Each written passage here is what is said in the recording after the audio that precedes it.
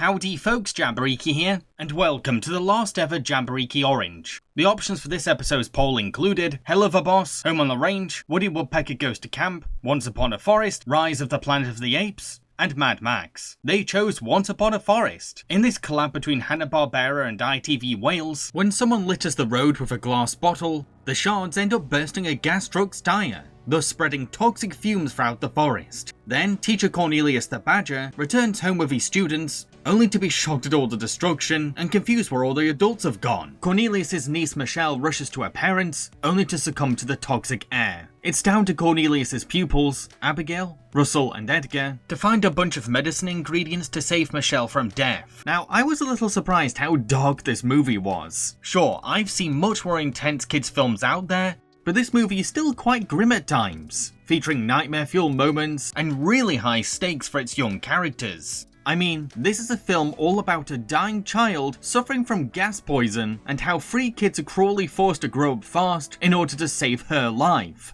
You only have 2 days' time.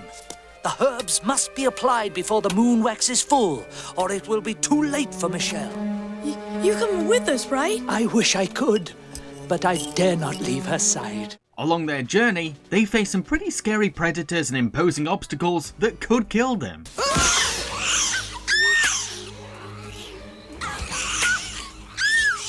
All while they try to survive in the wild without any adult supervision. Though I do feel like some young audiences will love such a fantasy, and they can enjoy imagining their own independent outdoor adventure through these young critters. It will take you to the edge of Dapplewood Forest. Then you will be on your own.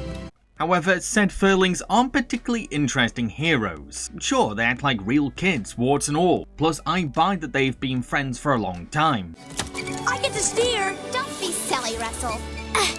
You'd just sink us. Would not. I just didn't find myself intrigued by their personalities. They're stock child cartoon characters, the kind of tropes that you see in every after-school cartoon. The brave tomboy, the smart nerd, and the fat kid who likes food. Saying that, I did appreciate that the film sometimes lets them break their tropes, so that they can prove their skills. Like Edgar gets a chance to show that he's brave deep down, and Russell ends up coming up with a bright idea to get the final ingredient.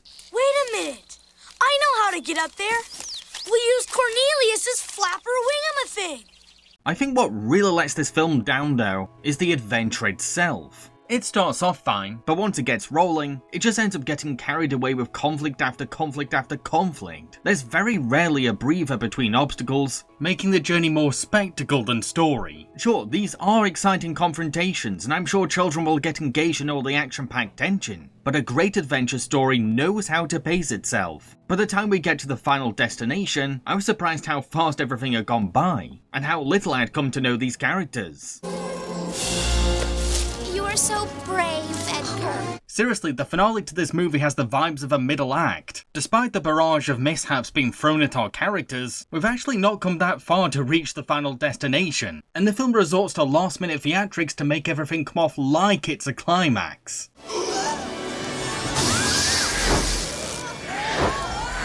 It doesn't help that you can really tell that the movie desperately wants to recapture the essence and atmosphere of a Don Bluth movie, particularly one from the 80s. I mean, the film was overseen by American Tail producer David Kirshner, and the score was composed by Bluth regular James Horner. The studio knew what they were doing. From the creator of An American Tail. Cheeky. The problem is, Once Upon a Forest never matches the quality, charm, or magic of a Bluth classic. Don't get me wrong, there was serious potential for it to pull it off, because it's willing to get dark like a Don Bluth movie, and adopts Bluth's typical vulnerable kids lost somewhere scary kind of narrative. Unfortunately, not only does it lack the intelligent pacing of a Bluth story, which tends to find just the right balance of traumatic thrills, illustrative world building, and quiet moments of reflection. Someone's thinking of me and loving me tonight.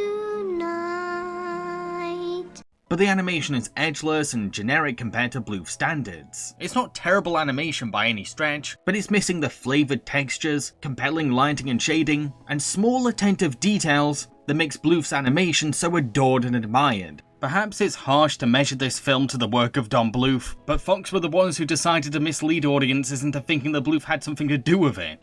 From the creator of An American Tail.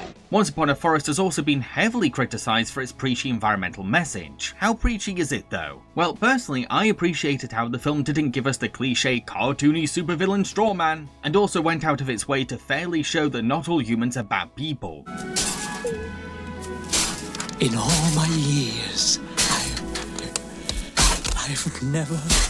However, there is a scene where the film stops to let a literal preacher give a sermon on the evils of human technology, which certainly takes the cake. Yellow dragons have drained our marsh and turned our nesting ground into a muddy graveyard. But for the most part, the movie tends to focus on awareness over lecturing, though the film's attempts at nuance have mixed results. On the one hand, you could praise the film for having enough faith in its audience to decide how to help save the planet, rather than ending the film with an on-the-nose moralizing speech about what they should do next. But on the other hand, seeing a film point fingers at the construction industry for animal endangerment, while downplaying how complicated things are in reality, comes off as a little self-righteous, especially when other environmental cartoons have handled the topic far more maturely.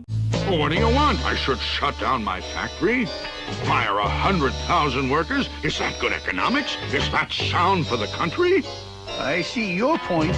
To conclude, Once Upon a Forest had a promising seed to blossom from, and could have filled a void at a time when Don Bluth films were kind of losing their edge. Sadly, it ended up being a very average tier movie, stuck in mediocrity. Yeah, its heart was in its message, and I think the preachy claims have been exaggerated. But on the whole, Once Upon a Forest is a forgettable film that rehashes better movies of its kind. For the whole film, I just kept wishing I was watching The Secret of NIMH instead. The movie was a box office flop upon release, however, many 90s kids have a fondness for it. All power to those who grew up on this movie and have a nostalgic place for it in their hearts. But I personally didn't have any rose-tinted glasses to wear, I'm afraid. I hope you all enjoyed watching the last ever episode of JAMBAREEQI Orange. You maybe have some questions. Firstly, the reason I'm retiring this show is because I want less commitments on my channel, so that I can have more creative and personal freedom. Secondly, I have no plans to drop polls from my Patreon altogether. I will still give patrons special voting rights for other exciting exclusive polls in the future. It's been fun coming up with choices for these polls and seeing what patrons eventually vote for. Heck, I've loved being surprised by what they pick sometimes. I could never predict the final result. I've been JAMBAREEQI, and it's time to close the orange shop.